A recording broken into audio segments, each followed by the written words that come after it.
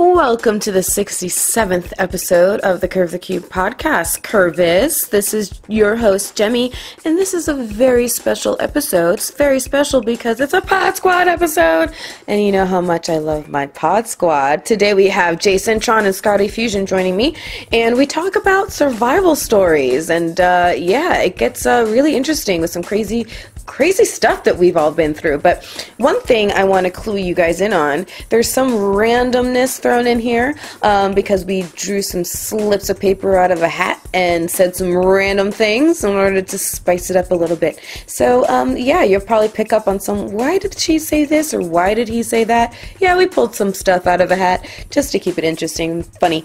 But yeah, some cool stories coming your way, and we have a good time because we love each other, and it hope you can survive our survival stories. And this episode is brought to you by the Janice Massey Salon. So go to naturalhairbyjanicemassey.com, and she is Palm Beach's premier natural hairstylist. She is super talented and super amazing, and if you go into her salon, you're gonna have a good time, and you'll walk out feeling and looking absolutely fabulous. She does locks and braids and twists and all kinds of cool stuff, and she's also pretty awesome. So girl power to Janice Massey. So go to Janice Massey, naturalhairbyjanicemassey.com and schedule an appointment, and you won't regret it. So thank you for DJ John Hitt as always for supplying the music beds, and I guess that's it. I'll shut up now and let you guys enter the 67th episode of Curve the Cube with my Pod Squad. Adios. Enjoy. Curve the Cube will now initiate. Alright, folks. Here we are. Podcast number 67. 67. Just two away, man. Right? We should have planned this better. Man. What's up? Oh, well. Yo. We on? We're on. Yo, what up, yo? You know who it be? Papa J in the house. I want to say I'm not afraid. I'll take you down like Cassius Clay. Boricuas, meaning I'm a sinner. I want to say Papa J forever. Oh, word. That's what's Yeah! up. What up? Woo! Boricua, baby. What's up, my people? And Scotty Fusion and Jemmy are here as well. Also, we're just kind of sitting around. We're also in the room, taking up some space. That's about it. That's what's up. I'm Scotty Fusion, and I'm sitting on the sofa. I got my feet up, and I'm playing with my toza. That's all I got. I like that. My name's Jemmy L, and I got nothing to say, so let's do a podcast today. All right. Yeah. That's what's So up, kid. speaking of awkward moments. You know how we word. And we haven't even really started drinking yet, so this is... Wow. Fasten your seatbelts, folks. This is going to be a bumpy ride. Yeah, let's do a cheers now that Cheers. we're Cheers. All recording. right, there it is. Orange 67. juice, Poppy. Orange juice. Yeah. Ixnay on the Otkave. Hey. What they don't see, they don't know. Yeah. So... Anyways. Hey, what's happening, you guys? What's up? So, today we're going to be talking about awkward moments. Awkward moments. Awkward moment. That was not moments. on purpose. There it is. Awkward moments. Wow. So, I have quite a few in my treasure trove. Okay. But far be it for me to start. Are any of you guys... It's your podcast, baby. Our podcast. Yeah. Our baby. podcast. Right on. Awkward moments. I thought we were doing life... What was it? No. Survival stories? Survival stories and... We're saving that for closer to summer. So I thought we were doing hurricanes closer to summer. Oh, I thought that was the same thing. Oh. It was two different topics, but it's all right, though. So what are we bad. doing? Awkward moments? Shit. Yo, this is coming to Are you any of your live. survival stories awkward? This is coming to you live. Remember that. We really haven't. We don't together, rehearse people. this. We don't rehearse this. Nope. Is gold. Yeah, right this now. we don't rehearse this. Just to let you guys know, we come in here and we put on a show for you guys, okay? Yeah, no production meetings, none of that. Yeah. It's just kind of ready, No go, quality. set. No. No Ready, doubt. go, set. We professionals out here. We do Yeah. this for part-time living. All right. So All we're right. doing survivor stories. We'll do I that. don't know what we're doing. We'll do whatever comes up. Whatever you guys are ready for. What are you guys ready for? Random. This is like we could do both. All right. Wow. We could Okay. do both. Can I say how I survived my first kiss with a girl? I'm done with that. Yeah, I won the room. Let's bring the lights down way down low. All right. Put your pants back on, Jay. Wow. That moved along very quick. My, that escalated quickly.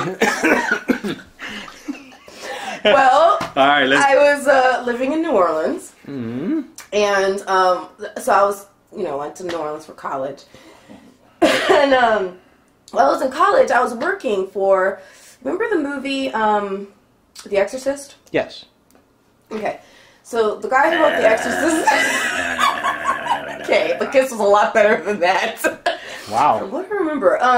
The guy who wrote The Exorcist was a guy named William Blatty. So his son was... Lucifer. No, was Billy Blatty, who was in the same fraternity as my boyfriend. His name was Billy Blatty. Mm-hmm. Billy Blatty. Billy Blatty? Billy Blatty. Billy Blatty. Billy Blatty. Was his Hello, mother my Bloody name is Mary? Billy Blatty. What was the name of the infomercial guy who got in trouble? Billy Rhymes? No. No, isn't it The close? guy that died? Yeah. Billy Mays. Billy Mays. Okay, yeah. No. Rest in peace, homie. So, Not to be confused with Billy Blatty. no. So, Sorry. but he had already graduated, right? But his dad had all this money, and so now he had all this money. And nothing else to do with it. So long story short, he would throw these ridiculously huge parties, and I would help him with promotions and stuff. And that kind of translated over about a year into him opening up a new club in the warehouse district called Ampersand. And my role translated from promotions and marketing into also, for some reason, being in charge of security. So I was I don't know why, but I was in charge of the bouncers and the guest list. And I guess that kind of is the bridge. Like, And you were we what, promote it, 18, we have a guest 19? list. No, I'm, like 19, 20, something like that. All right. And so, good point. So, one night we were throwing a private party for Playboy. And so keep your shirt on, Jay. Take it off. So we're like about an hour into the event, not too deep, and I decided to go outside and check on the guest list, see how far we're in, and see how my bouncers are doing, just check out the scene. So I go outside, and while I'm out there, I'm standing behind the table, and all of a sudden this white stretch limo pulls up, and like 5 or 6 completely trashed playmates tumble out, right, with, a few male entourage dudes. So like I said, they're completely trashed. This one blonde girl walks up to the table, and she steadies herself on the table, and she looks at me, and she gets all in my face. She goes, "Oh my God." And I'm like, "What?" "What?" She goes, "You are so beautiful." And then she leans in and just starts deep-throating me. Okay. I was like, "Hi, nice to meet you. How you doing?" Wow. Yeah. Huh. And then she picked herself back up and walked right into the club, and that was that. So my first ever kiss with a girl was with a Playboy playmate. Oh. Yeah! Beat that, bitches! I wish I knew who she was. I don't. Because that would be pretty awesome. Yeah. So that's my survival story. It's a survival story? It is now. I New Orleans. I thought she was gonna like Something. something. All right. Now what? No, mine's pretty lame compared to that. What? Did I start too big? Sorry. I don't know. That just threw everybody off.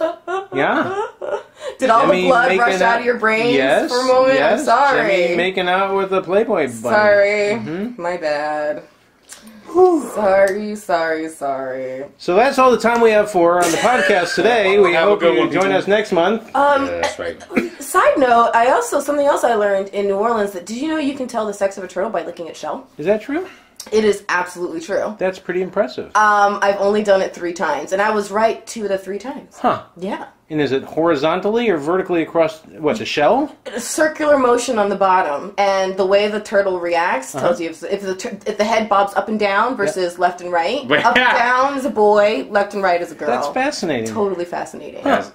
Well, I'm going to New Orleans for next month. I'll be there for my birthday, so if I see any turtles... I'm going to be looking. Pick one up, turn it over, and have some fun. All right. That's what's up. Huh. Cool. I love turtles. Hey, this is always learning experience. It's always. I never knew that. No doubt. Good to know. The after-school special up in this joint. Well, speaking about turtles, that's kind of a segue into my survival story. Nice. That's the turtles. Right? Were you pinching a turtle and had to run? Well, I kind of did pinch a turtle when you hear this story, and you'll hear why. Once upon a time, in the not too distant past, I used to be an avid scuba diver. I mean, I'm a PADI certified dive master, and self-contained underwater breathing. That's right.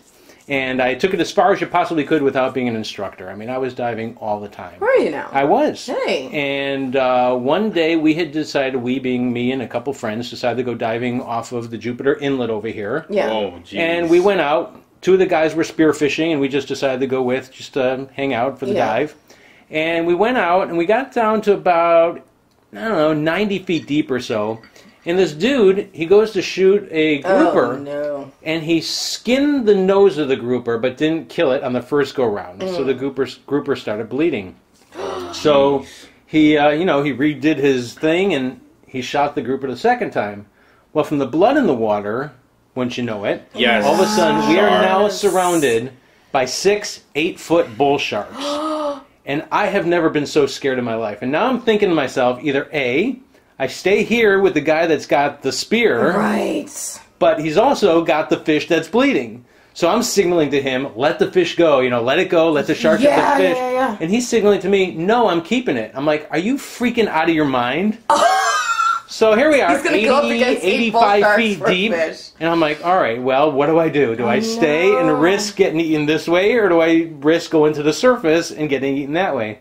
So I looked at my my air gauge, and I realized that I was starting to run a little low, and I still had to do my safety stop. So I gave him the peace out. I'm going up. What's the safety stop? Like, you have to go up to a certain level? Yeah, you have to stop like within 15 feet to decompress. So you don't get the bends or exactly. something? And you have to sit there for 3 minutes to off-gas yourself. Yeah. So I'm like, all right. So I decided to do it, and I started making my way to the surface, and I'm watching, and these sharks are like getting closer and closer. I'm like, this is just stupid. This is the stupidest thing I've ever done, or that he's ever done. So sure enough, I did my safety stop. I got back on the boat, and we're waiting for the guy, and we're waiting for the guy, and we're waiting for the guy. Finally, he comes up. He didn't have enough air left to do his safety stop. So, of course, he got, the bends. He got sick from it, so we had to get him on the boat. And the whole time, he's holding on to this stupid grouper. I'm like, are you out of your freaking mind? God. Idiot. And that was one of the last times I ever went scuba diving, just because I had never been so scared. I mean, bull sharks don't mess. I mean, those guys are worse than... They're nasty, I hear. Yeah, they're worse than great whites because they're more aggressive. Wow. Yeah, so I almost laid a turtle in my wetsuit that day. Yeah. So... I don't blame you. That's one of my survival stories. Oh my god. Yeah. That's awesome. Yeah.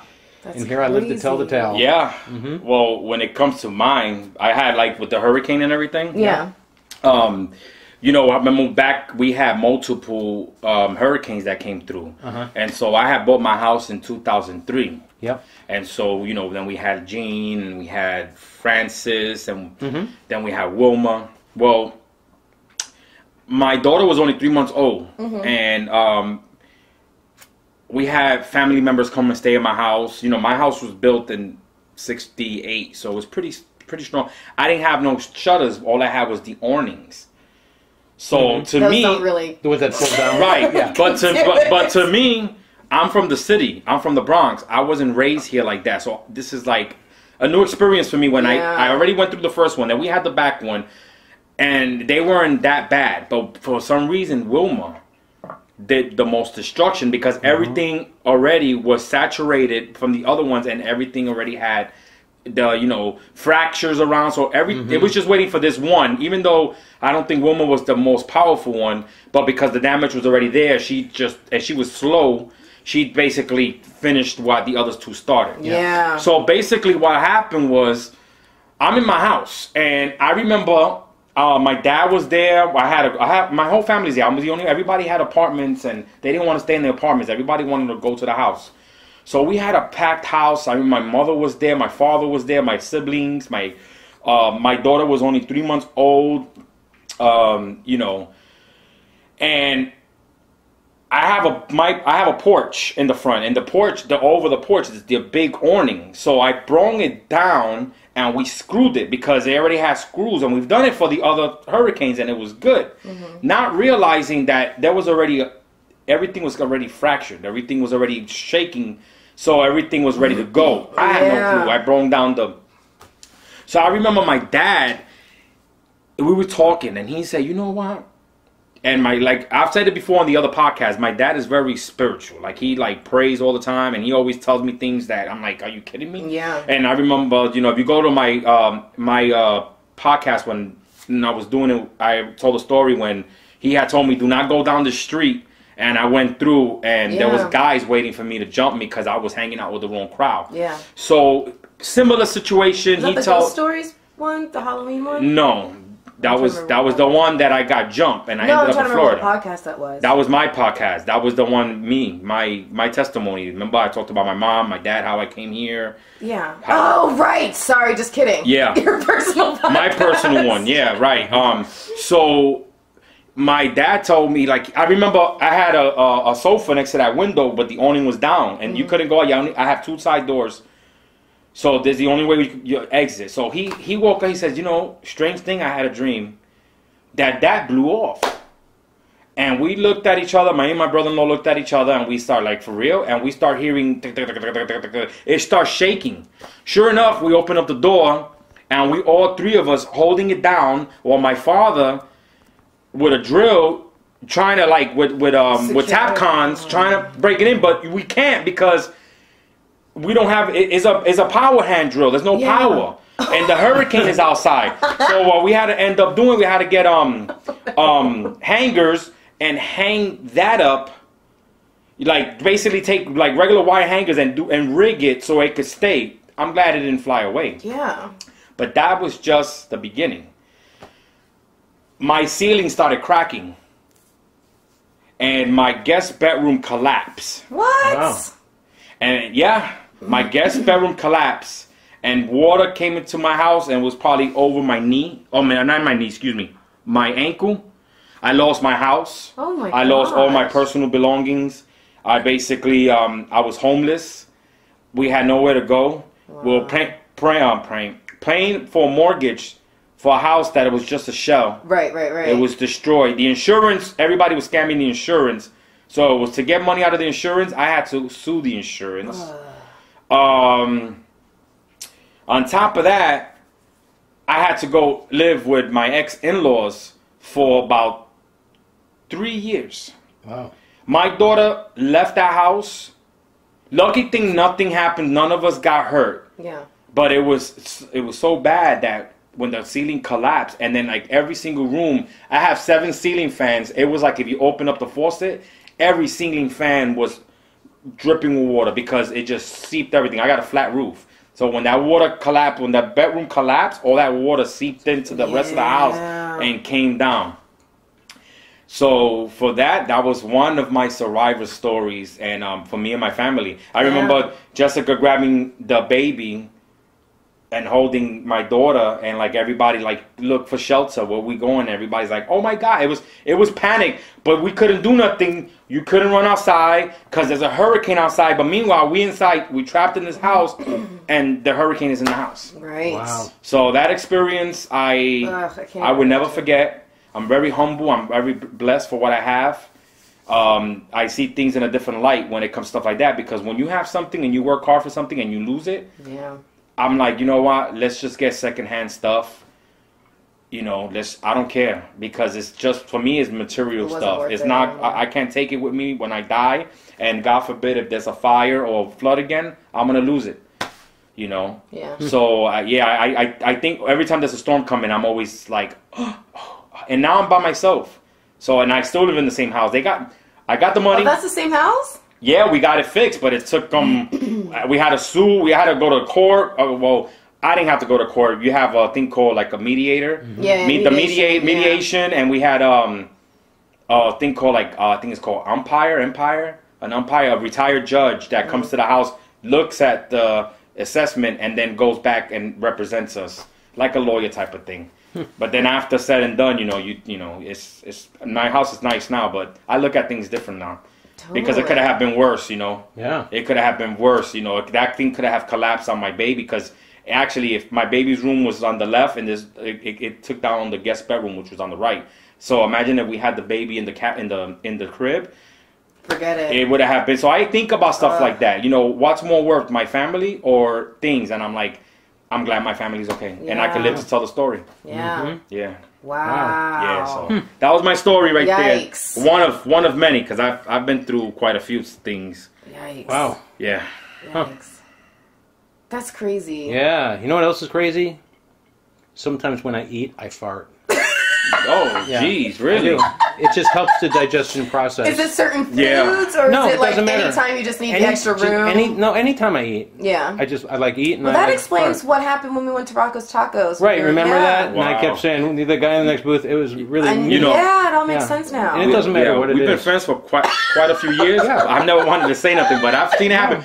Dude, that's a condition, man. You gotta go get that it's locked. good for you. It helps with your digestion because it helps, it sends that gas out before it really builds up, because that could be really dangerous. What I know now, not to bring any Latin food around you. No, man. Better. Methane buildup, that's really bad. Oh, Or no, this is terrible. If we are having a hard time starting a grill, we know who to call over. Right. Yeah. Exactly. Fart on it. Yeah, just call me. Yeah. But you have to feed me first. Yes, that's Yeah. true. So Well, that that's part- true. That's the difficulty of the cycle, because we can't feed you until the grill is Right. lit, Right. but we need you to fart to light the grill. Right. In college, Right. my nickname was Blue Angel. And that's Blue why. Angel. Oh my gosh! Wow. Yeah. I'm not laughing. This is what are you laughing for? The guy farts There when it he eats. goes. Talk about survival story. I mean, it's Yo, more- I always thought that when we went out to go eat in restaurants and we all hanging out like a crew and everything, like but they stay silent though. yeah, most of the time. Because I never hear them, I just smell them. But I always thought it was like maybe somebody else. No. Maybe No, I now didn't put we know. deodorant. Now we know. And now everybody else But knows. now everybody else knows That's all right. that I've got- Scotty Fusion eats and he Well, I've farts. got advanced sphincter control, which really helps as Advanced well. sphincter Right? control, is Yeah. that what you call it? Yeah, Advanced so that way, sphincter otherwise it'd be really embarrassing. Well, that's actually a good segue into my next survival story. Okay, let's go. So I've told this story before, but never in full detail. Right? So speaking of sphincters, Nice segue. Right? the summer between my junior and my senior year of college, I had this really great opportunity, worked really hard for it, to go study abroad. Sounds like you studied abroad in your last story. I totally studied her.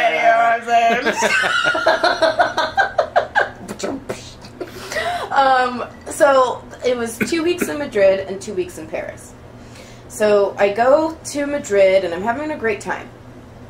And I'm in the cafeteria eating, and I'm talking to somebody and not really paying attention, and it's about maybe the fourth or fifth bite into my chicken that I look down and realize the chicken isn't cooked all the way through. And I was like, okay, that's gross. And I stopped eating. Well, the next day I got sick. And of course, what would you think it was? Chicken. I'm a little. Yeah, food Yeah. poisoning of some sort, right? So I didn't really pay it too much mind. But I didn't know, because I never had food poisoning before, that food poisoning only lasts like a day or two, right? And it kept getting worse and worse, and things started coming out of both ends. Speaking of sphincters, I no longer had any control over mine. Okay. It developed, it got worse and worse and worse. And luckily, in Madrid, I was the odd girl out. I didn't have a roommate in my hotel room, so there was no one else there to experience that. But when we went to Paris, all of a sudden I had a roommate, and that first night I can only imagine what she was going through, because I know what I was going through, and it wasn't pretty for me. And she, poor thing, had to sit there and hear, listen, smell. It was disgusting. So, sorry. So, This portion of the Pod Squad brought to you by Emoji Maywalk, AD. Pepto-Bismol. Right. Tums. So the next day, I was hanging out with these two girls in their hotel room that I had become friends with. And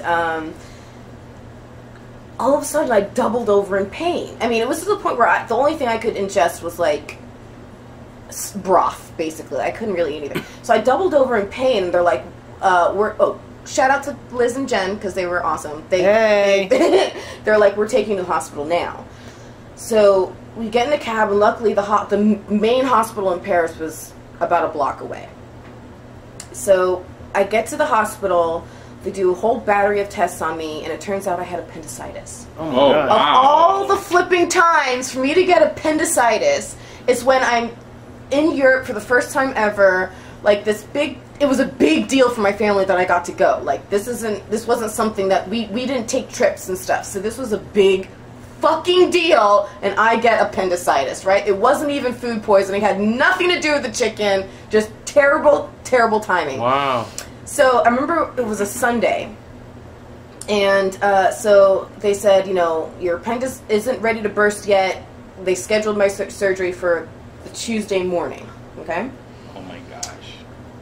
So that Tuesday morning, I had my surgery, and they did it laparoscopically, which means that instead of like one big incision across your belly, they basically put like 4 holes, like one through your belly button, a couple other ones. I think one was for like the laser that blasts it apart, one was for suction, and a couple other ones I don't know what they're for. But anyways, in order to have enough room to work, they pumped your belly full of CO2.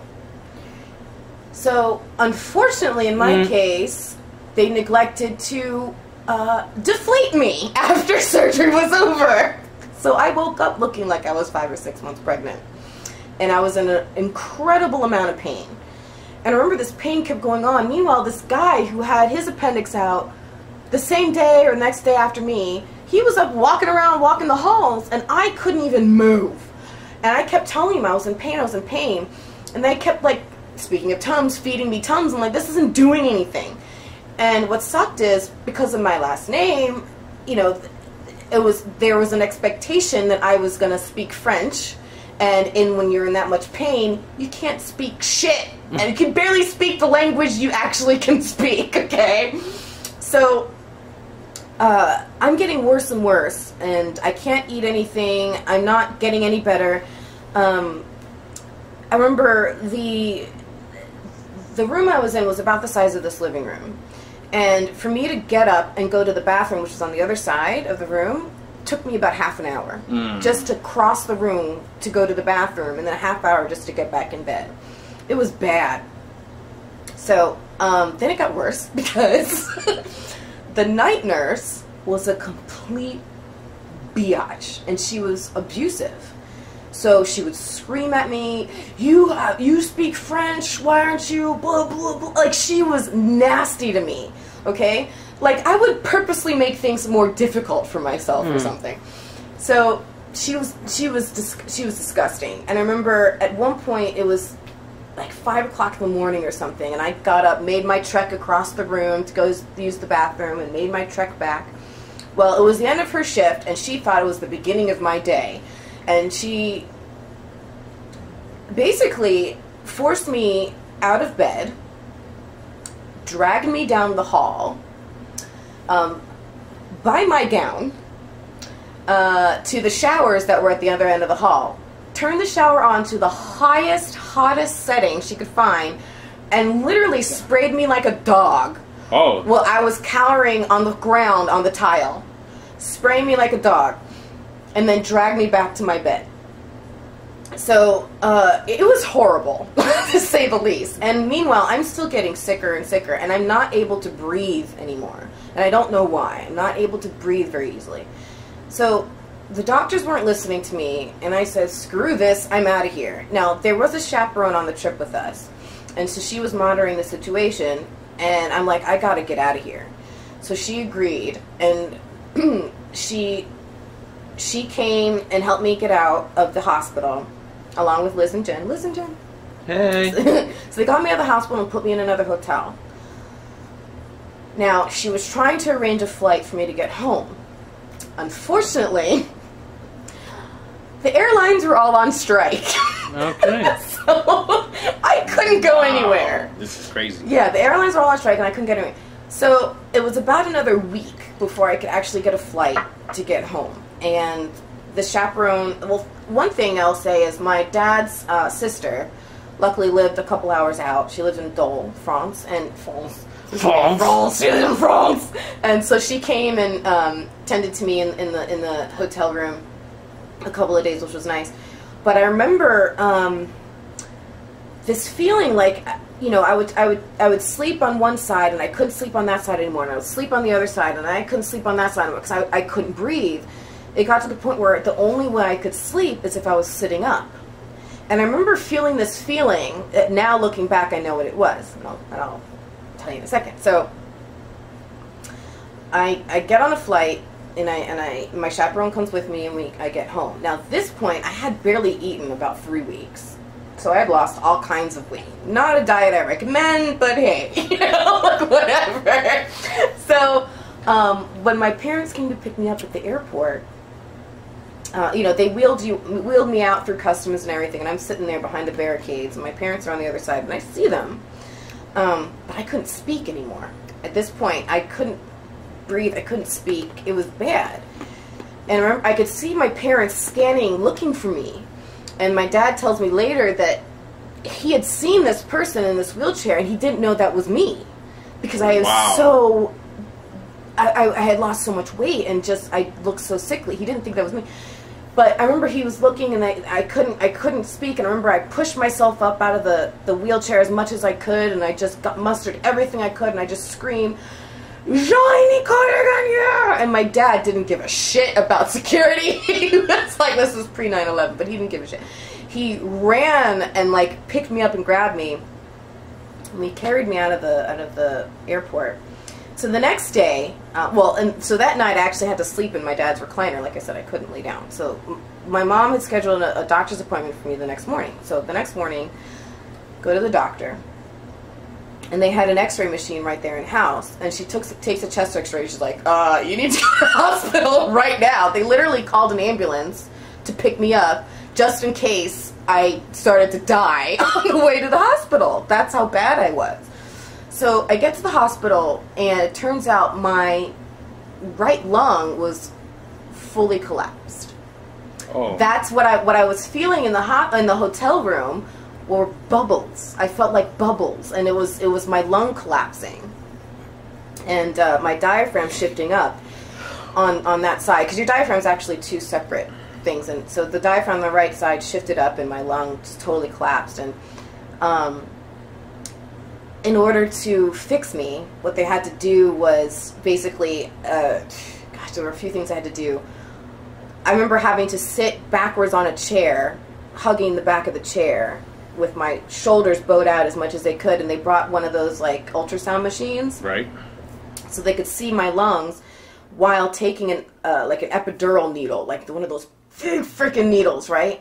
And they stuck it in my back, and they drew out. Sorry, it's getting really gross. They drew out all this fluid, and it was, I don't want to even. I saw what it looked like. It was just basically it looked like someone shit inside of my chest. Like, it was disgusting. Oh, wow. This is... So they drew all of that out because they're like, there's no point in even attempting to reinflate your lung because there's nowhere for it to go. So they drew all that out, and then it was like, they call CPT treatments, where they smack you on the back and you breathe all this nebulizer stuff in and try to cough out all this excited stuff in the lung too. It was awful. So then I was on bed rest. I was in the hospital for about a week, bed rest for another 2 weeks, and then physical therapy for about another 6 months. And I didn't get cleared to exercise for about another 10 years, almost another 10 years. Wow. That's how bad it was. I remember at the worst point, probably the worst part of it, I mean, it all sucked, but one of the worst parts, you ever have an itch you can't scratch? Right. Yeah. And how frustrating that is? Yeah. My lung itched for 10 years. And I got the hiccups every day for 10 years. Ugh. Only like 1 or 2, but they would hurt, and they would be violent. And it would be almost every single day it would happen for 10 years. It was awful. Like, I could barely walk upstairs. Like, I was over 200 pounds at the time that I finally got cleared to exercise. It was terrible. Wow. So, a couple of lessons here. Never get your appendix removed in Paris. I don't know what else to say. That's my lesson for today. I'm sorry. I would have been like, yo, I'm an American. Take me to the embassy right now. You know, and it's funny because someone said that to me about a year ago. I was telling him this story, and I'm like, it never even occurred to me. You know what I'm saying? Because that's what they're there for. I'll be like, yo, I'm an American, son. Never even Don't talk occurred to to me. me. On the one hand, the good news is my parents speak fluent French, so because of that, at least they were able to communicate with the doctors and know at least what was going on. But it was tough because I was there by myself. I remember waking up from the surgery and just being like groggy and like barely, and all of a sudden like 20 people, they're all my classmates, walking in my room, and I'm you're just gross after surgery and half naked and blah, and it's like it's just so weird. Wow. So now, how old are you again? 36 now. No. How old were you? Oh, was I? Probably about 19 or 20. Because it was the summer between. Oh, wow. So you were already like a young adult. Yeah, summer before my senior year of college. So. Oh my gosh. Before or after you kissed the chick? That's a good question. After, because I kissed her in sophomore year. Okay. Sophomore. No, crap. Junior year. That was a intense story, so I need to shift this a little bit. But I have a question for you guys. Yo. Yeah, I'm that serious. Do you think some animals try to make their sex last longer than people? Like people do? Yeah. Well, I know dolphins are the only other mammal that have sex for fun of it. Pleasure? Yeah, just for pleasure. Really? And I also know that dolphins can be a little rapey too, I hear. Well, you got that blowhole. I always wonder about that. You know why I asked? I'll tell you why I asked. You know what I mean? Because well, you think I'm joking? Not that long ago, I seen a cat. Okay? Early in the morning, I was leaving to work. And I hear... Was it Jemmy's old cat? Oh, no. It wasn't that devil cat. And I and I'm like, what the heck is going on? So I look, like, around my house so I could see, and there's these two cats. And they basically getting it on. Yeah. But the male cat had his... Like, he was biting her. I didn't think none of it. I left it alone. I left. Biting, like fetish biting? Yeah, I'm dead serious. This is a serious topic. I'm bothered by this. So then I go to work, but I had a short day. But it was a couple hours, right? I come back, and I'm hearing, not in the same position, but in the same general area. They were still getting it on. Oh, well, that's why I asked this question. In all seriousness, male cats have spiny penises. Yeah. It's true. So sometimes when if you can see what I'm doing, they put it in. Exactly. It's painful, and sometimes it gets stuck.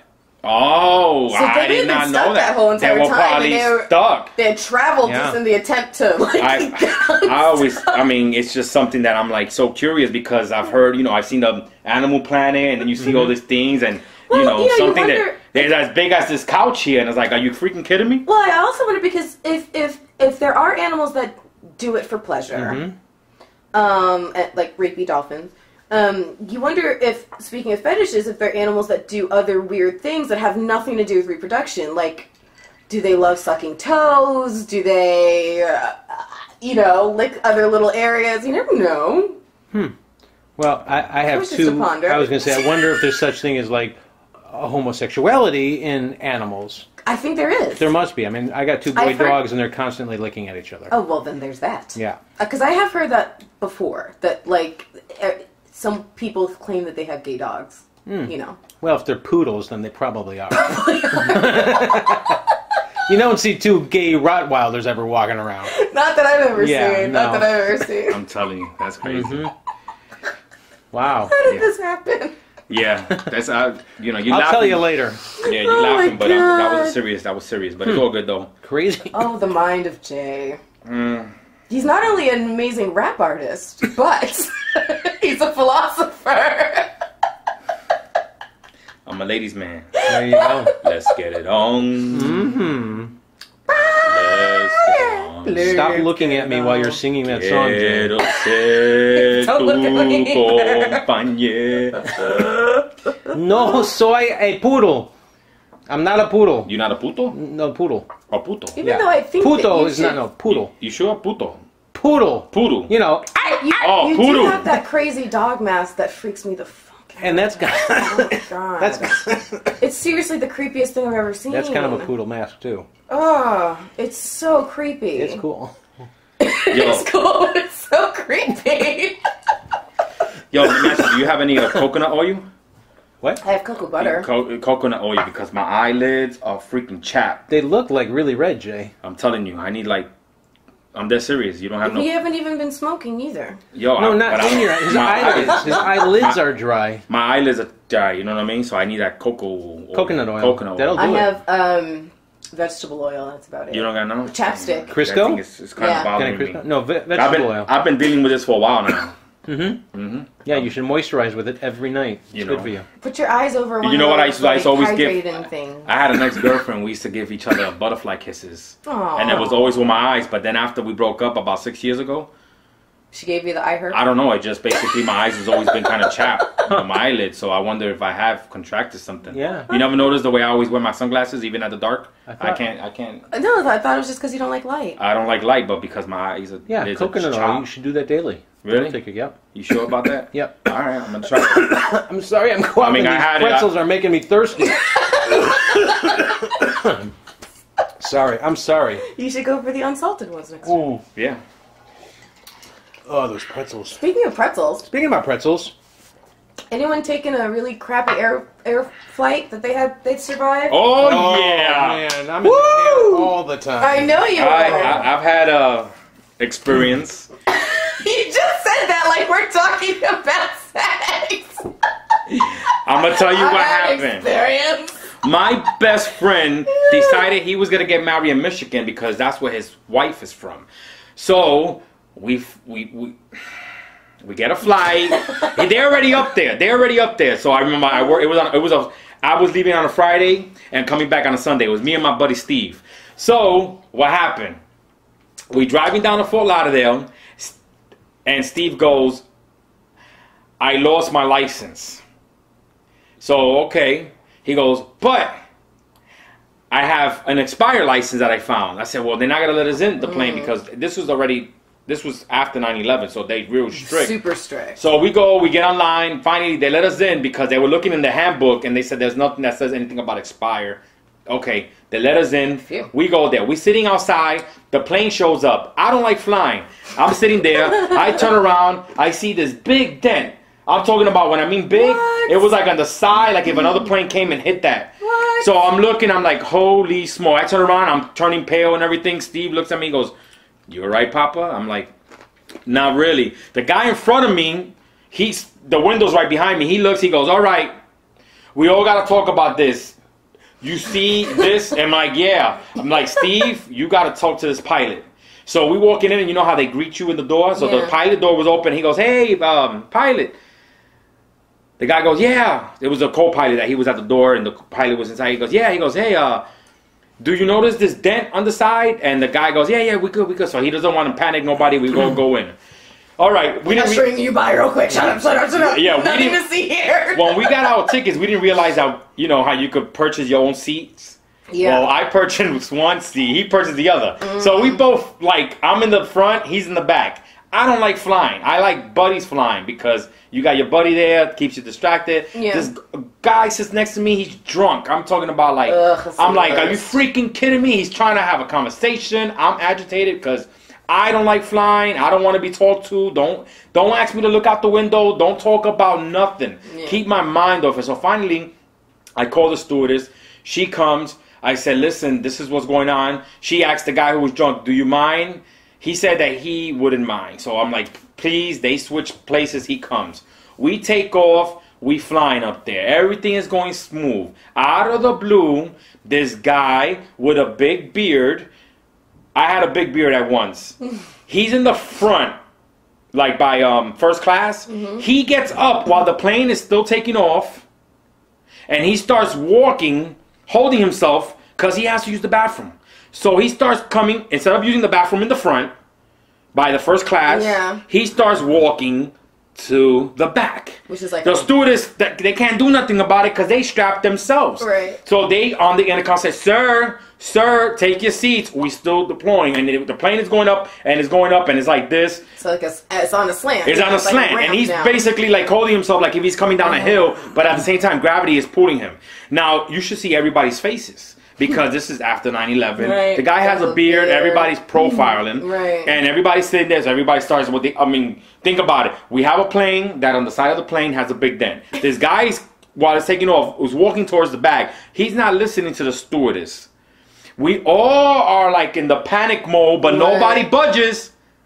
Because everybody is just there. Because gravity has taken us, and we like this. We just, the gravity, no matter how much I try to move to the left to see him, all I could do is turn my head like Linda Blair, and look and give looks. There were strangers out there. We became best friends for that 1 second. Like looking at each other, like nodding each other's heads we were talking with each other's eyes, our eyebrows, our facial expressions. Finally, after he got to the middle of the plane, the lady got up.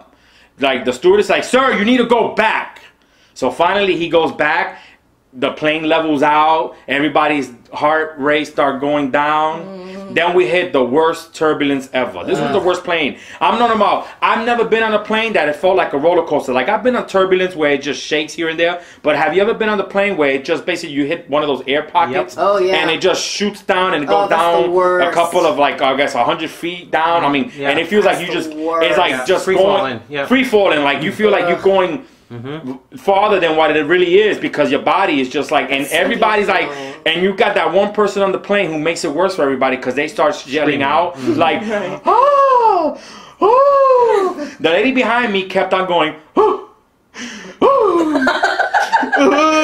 And I don't like flying. So on top of that, I'm not at that point.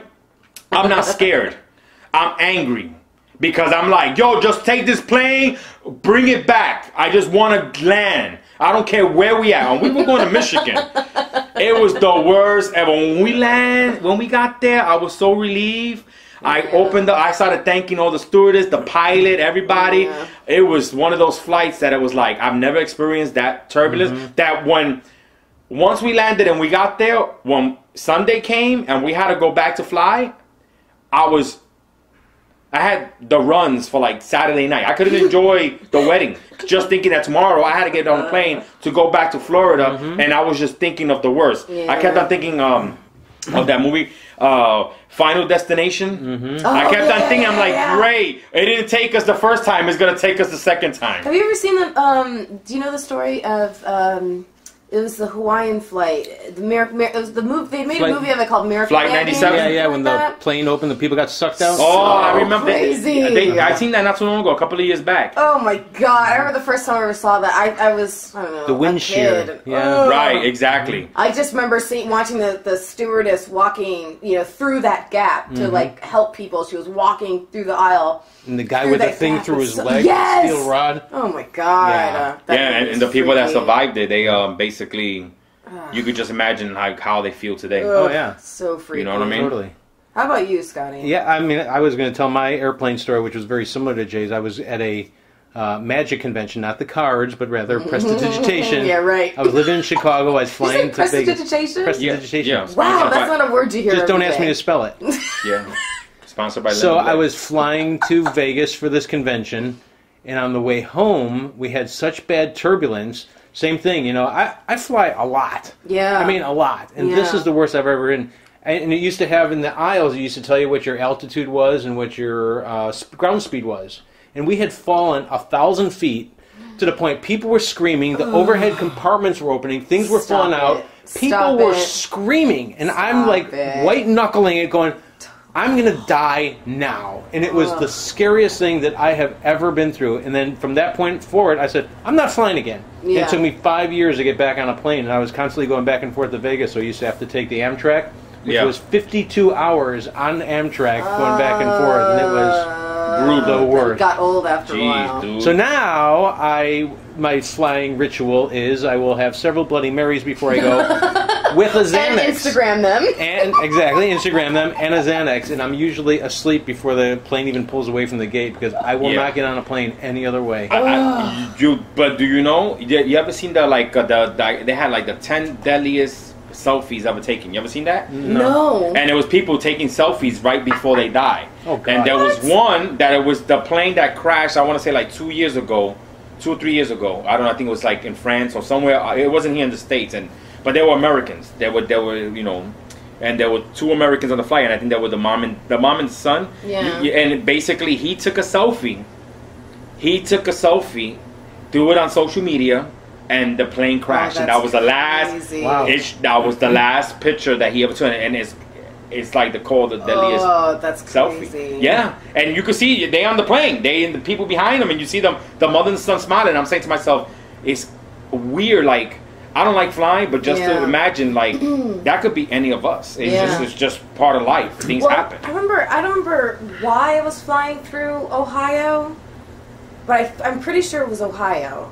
It was a stopover. I'm trying to remember why. Like, because it couldn't have been from New Orleans, and maybe it was from, I don't know. But there's some reason why I was flying, I think, through Ohio. Anyways, there was a really, really bad storm. And so we're sitting on the layover, and you're kind of like waiting the constant updates, like, is the flight going to take off or not? Well, anyways, my flight ended up being the very last flight that they let take off. And I remember I was walking down the, what do they call it when you're... The jetway? Yeah, the jetway. To board the plane.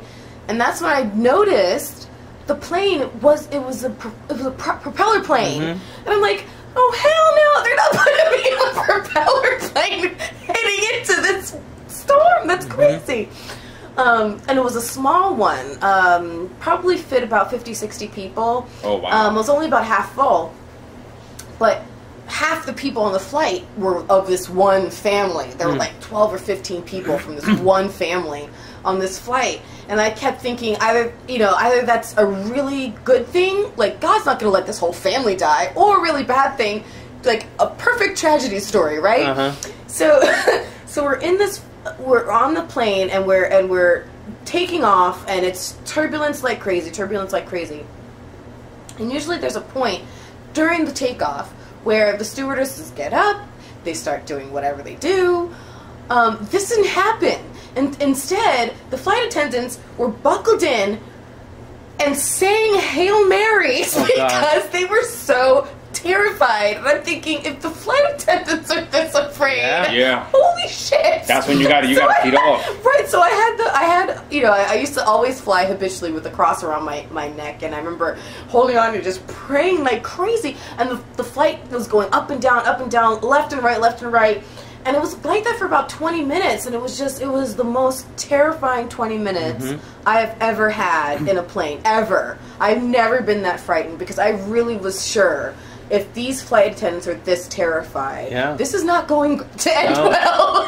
The last flight I was on, about a month ago, I was coming back from Chicago, and we were at Midway Airport, and it was stormy, and the pilot gets on the PA system in the gate. We weren't even on the plane yet. He said, "Ladies and gentlemen, I highly advise you to use the restrooms now, and if you want any food or snacks, go buy it and bring it on the plane, because there'll be no cart service on this trip. We're expecting an incredibly turbulent flight."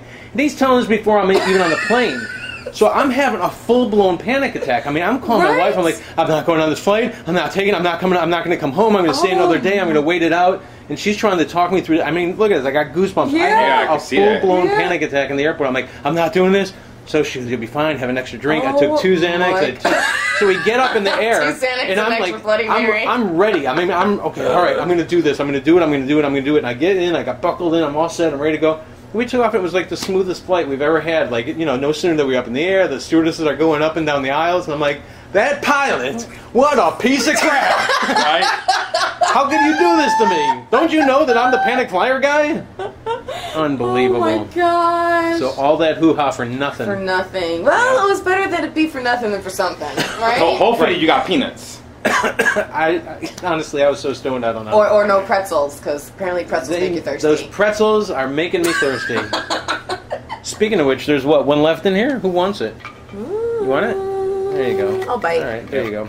Enjoy the press. So, Thank you. and I mean, it wasn't... Well, another one that got real quick, speaking about bumpy flights, I worked on cruise ships for a long time, as you know. Oh, that's right. And the last cruise ship that I was on, I flew to Alaska, I boarded a ship, and then I went from Alaska to Russia and Russia to Japan. But on the way from Alaska to Russia, we were crossing the Bering Sea, and that's where they filmed Deadliest Catch. Yes. And have you ever seen it? I mean, they had Right. 25-foot waves. Yeah. And this is a tiny ship. This isn't like one of these monster ones with a Ferris wheel inside. This is a Zip small ship, lining maybe and, 300 passengers. Oh, you know? no. Tiny ship. And this thing was being tossed around like a cork in the ocean. And there was no land for like 5 days. And I was praying for death. I mean, if you go on to my YouTube, there's a video of me wearing my life jacket in the bathtub. Are you serious? Yeah. And I'm like, this is awful. It's horrible. I seriously, I prayed that I was going to die. So finally we got to Russia. I'm like, I'm just getting off the ship. And we couldn't get off the ship because we wound up getting surrounded by Russian submarines because they got a big heroin problem and they thought that we were smuggling stuff in. So we sat Don't you hate it in... when that happens? Yeah, they wouldn't let us No. dock. They had submarines on either side of us. They boarded the ship with the What? Russian soldiers, and they went top to bottom of that ship for 2 days looking for something that they didn't What? find. So we couldn't even get off the ship in Russia. Bananas. And then, going from Russia down to Japan, we hit a typhoon. Oh, And a no. typhoon this is like is a a lovely hurricane. trip. It's a Where do hurricane, I right. sign up? It was the worst, like 14 days of my life. Like, hey, I'm going to Russia. I'm going to Japan. I didn't see Russia other than what I saw from my window. By the time I got to Japan, I'm like, guns get me to pointed the at you. airport and get me the frick home, you know? It was... Oh, my God. So did you end up taking a flight? Yeah, and I Back wound home? up flying home, and I have not been on a cruise ship since. And I worked for 15 years on ships, and that was the worst experience I've ever had. So far, you've had a terrible experience that kept you from ever scuba diving. Right? I don't A dive terrible anymore. experience that kept you from flying for 5 years. And Right. a terrible experience that kept you off a cruise ship. Right. You want to talk I'm about my noticing a ex-wife? pattern. Yeah. Except I'm you did surprised get I got married I again. was gonna say. Wow. Good job for bringing him back around, Lindsay. That's what's Yep, up. she's my life jacket. Aww. Yeah. So Oh, my romantic. Aww. I think Beautiful. that is a great note to end on. You do? Oh, that's Yes. beautiful. Yes, Wow. that was Some great, positivity. man. Some All right. That was great. positivity. All right, so we ending this? I think so. All right, well, I kind of liked how we ended it Yes. last show, so I'm just going to go through March holidays, if that's okay. Yes, please do. Obscure March holidays. Well, first of all, today is International Women's Day, so just Yes. That was yesterday. Sorry, love. International What the Women's shit? Day was yesterday. then how come everybody's celebrating it today? Because everybody found out today that it was yesterday. What day is today? Oh, well, dang it. International, the 8th, International Working Women's Day. What's it, 8th? What day is today? Yes. It is? It better be, because my son's birthday's in 2 days. Yes, Oh, today's the 8th. all right, well, International Working Women's Day is today. Yay! But you know what else is today? Be Nasty Day. Yeah! So there you go. Fuck, shit, bull, crap, mother... Oh, sorry. A couple that we've missed, so we're going to go back, and this is a good one. March 1st was National Pig Day. National National Pig Pig Day. Yep. I'm trying to think of all the weird ways people may have celebrated that. I don't want to go there. On the 3rd was If Pets Had Thumbs Day. I'm not making was this up, good. folks. I am just reading it right off of here. I'm suddenly The transported fourth- back to our conversation about animal sex. Right? The 4th was Holy Experiment Day. I have no idea what that is. I don't know if I want to experiment with anything holy. But with Yeah. your thumbs. And ironically, that the 7th would be National Crown Roast of Pork Day. What is with the... I don't Okay, know. so you celebrated the pigs, and then Yep. you sacrificed And then you ate them. them. Exactly. Yeah, and then you ate them. Wow. The 13th is Earmuff Day. Nice. Yeah, let's see. Nice. Let's skip a little forward. Obviously, the Ides of March are this month. Yes. When's your son's birthday? 10th. Oh, too bad. The 15th is Incredible Kid Day. That's my dad's birthday. I don't the 10th. celebrate that in my house anymore. Really? Yeah, March 10th, Oh, 1942. Huh. So, Near Miss Day is on the 23rd, which Near ties Miss this Day? together. Near Yeah. Miss. So that kind of brings this What's up? together. Ah. 26th, National Spinach Day. That's a good one. Blah. Popeye. All right, now I have to ask, does anybody know the 28th is Dingus Day? Dingus. That's my ex. Is that an animal, or is that I just thought a... it's the thing that hangs between one man's legs. This is dingus. But I don't know. I'm thinking of dingo.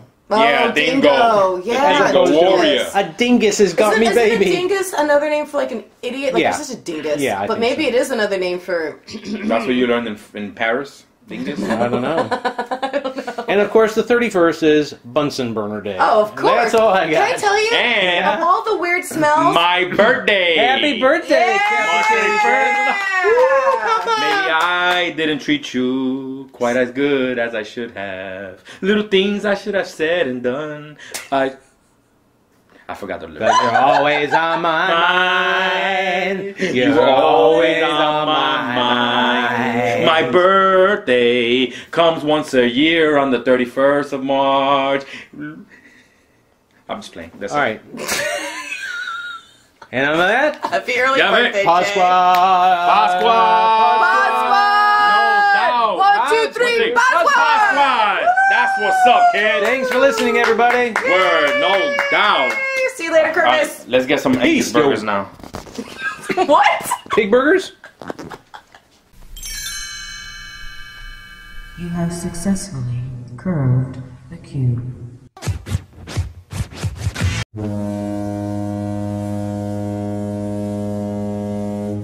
I'm actually crossing the Barren Sea. The sea swells have been huge, about 25 feet or more, and I understand this is a very difficult time of year to cross. I don't like it. They don't even have macaroni and cheese on board. What sort of hellish vessel is this? Anyways, I must go now.